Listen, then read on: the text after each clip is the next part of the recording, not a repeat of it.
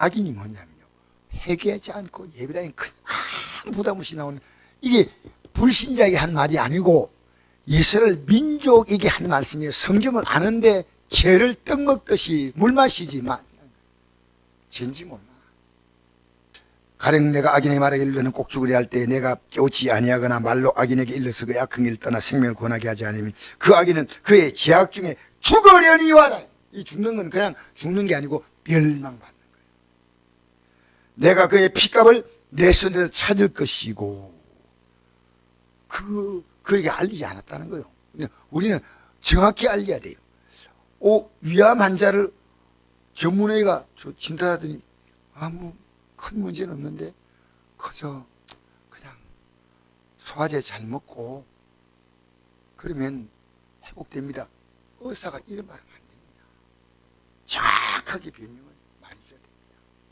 성경은 뭐라 말합니까? 정확하게 변명 말합니다. 이런 저를 믿는 자마다 멸망하지 않고 영생을 얻게 하시는, 이 예수님이 누군가 우리 죄 때문에 십자가에 죽었다는 것을 알고 아는 자는 뭡니까? 그 죄를 회개해야 됩니다. 그게 믿는 거예요. 믿는 건 예배당 나오는 이것을 넘어서서 내가 죄인임을 알고 날마다 안 그러면 주님이 그 죄악 중에 죽는다 했죠. 내가 악인을 깨우쳐 그가 그의 악한 마음과 악한 행위에 돌이키지 아니하면 그는 그의 죄악 중에 죽으리라. 넌 내 생명을 보존해. 분명히 말해주면 이제 너는 책임이 없다는 겁니다. 어설프게 말하면 안 된다는 겁니다. 자, 20절 봅시다. 또 의인이 그의 공의에 돌이켜 악을 행할 때는 이미 행한 그의 공의는 기억할 바 아니라. 이게 늘 이 마음이 말씀이에요. 과거에 일을 잘했으면, 우리 이런 말이 있지 않습니까? 우리 정치계 전관이호란 말이 있지 않습니까? 옛날에 좀 잘했으면 좀 봐주고. 예를 들어서 이런 거 있습니다. 국가유공자로 표창받으면요, 어지간한 또 벌은 이렇게 그것을요, 형을 감경해주거나 면제해줘요. 맞죠? 네. 하나님 나라는 그게 안 된다는 겁니다. 이게 가장 큰 문제입니다. 나는 잘 믿었습니다. 중요한 것은 잘 믿는 그것이 지금 바로 이 시간에 어떻게 믿냐 그 말입니다.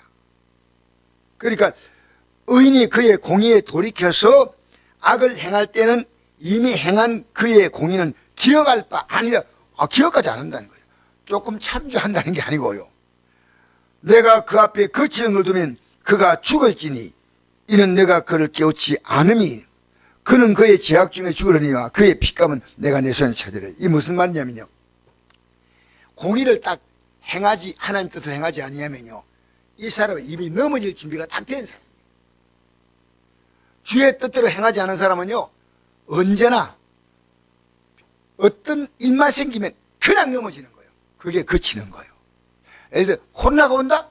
그럼 넘어지는 거예요. 코로나 때문에 자녀들이 교회 나가지 못하게 한다? 그러면 넘어지는 거예요. 가족 간에 뭐 문제가 생긴다? 넘어지는 거예요. 교인들이 뭐 한마디 한데 자기 마음에 안 든다? 그러면 넘어지는 거예요. 넘어지는 것이 이렇게 저렇게 손대기만 하면요, 이미 그 전에 넘어질 준비가 다 된 거예요. 그래서 그 빌미를 합리화하면서 넘어지는 거예요. 그래서 나는 이 교회 떠난다. 나는 이제 예배당에 당분간 못 나온다. 뭐 여러 가지 말 많이 하겠죠. 그러나 여러분, 우리는 분명히 아셔야 됩니다. 신앙은요, 나와 우리 교회 어떤 성도와의 관계도 아니고 내 자녀와의 관계도 아니고 나와 하나님과 1대1의 관계입니다. 제가 가장 많이 강조한 것이요, 목사님, 목회가 하나님 앞에 상 받는 거 아닙니다. 목회는 여러분이 한 게 아닙니다. 주님이 하셨습니다. 그리고 여러분은 여러분과 주님과의 1대1의 관계는 주님만 하시는데 1대1의 관계 속에서 하나님이 여러분을 행한 대로 갚으시네. 우리를 부흥시라고 하지 않았습니다. 우리는 열심히 가서 복음 전하고 열심을 품고 주를 섬기고 그럼 됩니다. 우리가 지금 우리 주위에 보면 목사님들도 큰 교회를 이루면 굉장히 높이고 삽니다. 목사님들, 큰 교회를 이룬 게 누가 이룬 겁니까? 그 목사가 이룬 겁니까? 아니요. 우리는 자기 하나의 영혼도 바꿀 힘이 없습니다. 어떻게 그 수많은 영혼들이 몰려오겠습니까? 주님이 하셨는데 착각하지 말라는 겁니다. 주님이 하셨어. 신앙은 나와 주님과의 관계예요. 우리가 기도는 내 몸집을 불려서 하나님 이 능력 주시고 이것도 주시고 그게 아니고요. 내가 무릎 꿇고 주 앞에서 내가 바로 살아가는 겁니다. 바로 살아가는 겁니다. 내가 무릎 꿇는 겁니다. 내 육이 올라가면 큰일 납니다. 주님이 내 삶의 온전한 주관자가 되셔야 됩니다. 그래서 거치는 걸 두면 몸 좀 피곤하면요 신앙생활 못해. 우리는요 우리가 세상을 생각해 보십시오. 어떤 일이 있어도 내가 직장은 어김없이 나가고 사업장은 어김없이 문 열고요 만날 사람은 어김없이 만납니다. 정말 중요합니다.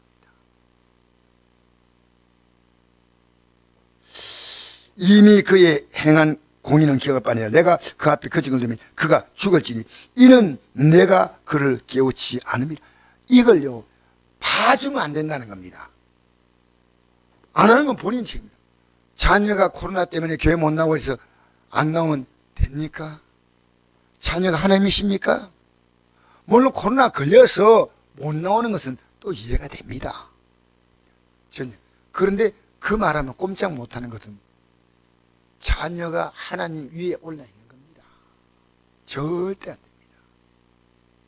어떤 문이 생기도요 우리는 주님과의 관계가 가장 우선입니다. 그래서 만약 그가 그를 깨우치 아니하면 그는 그의 죄악 중에 죽는다. 이 말은 영적으로 하나님께 버림받는 걸 말합니다. 영원히 죽는 거예요. 그의 피값은 내가 너선이 차 너가 말이지 않았다는 거예요. 여러분 오늘 교회에서요 너무 인심이 좋아요. 아이고 내가 이렇게 이래서 못 나간다. 예 그러세요. 여러분 누구 마음대로 사정 그렇지만 주님 앞에 나가야 되지 않겠습니까? 나가면 그 환경이 집에 있다고 해결됩니까? 주님 앞에 나가면 주님께서 도와줄 거 아니겠습니까?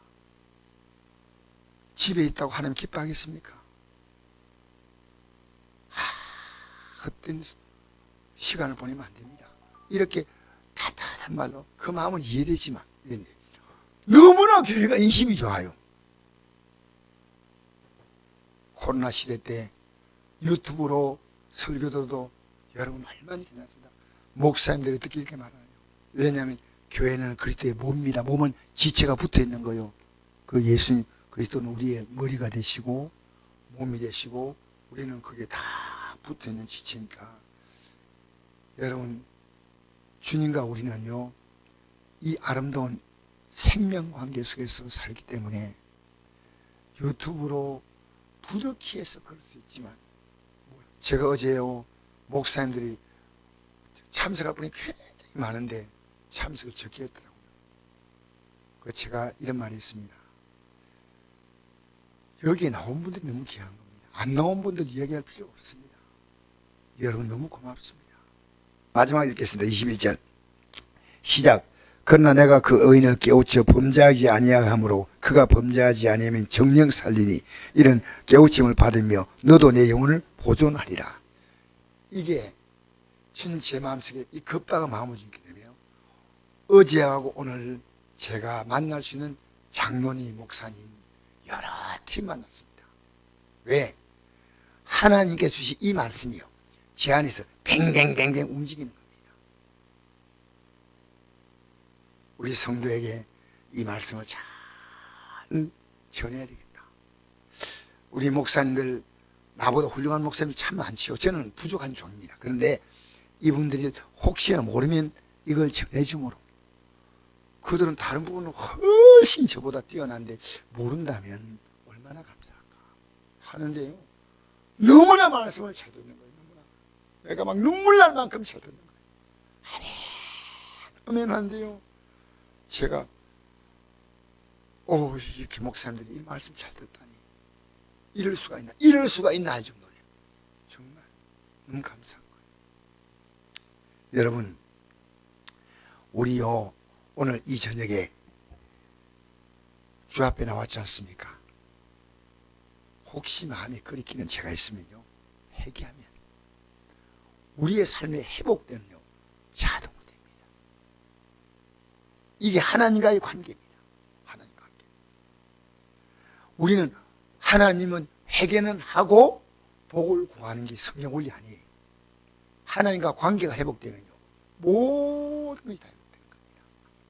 너희들 회개하면 내가 반드시 처음보다 더 좋게 회복시킨다. 할렐루야. 우리는요 이 회개하는 문제와 또 회복하는 문제를요 분리해 두는 게 아닙니다. 회개하면 회복합니다. 회개하면.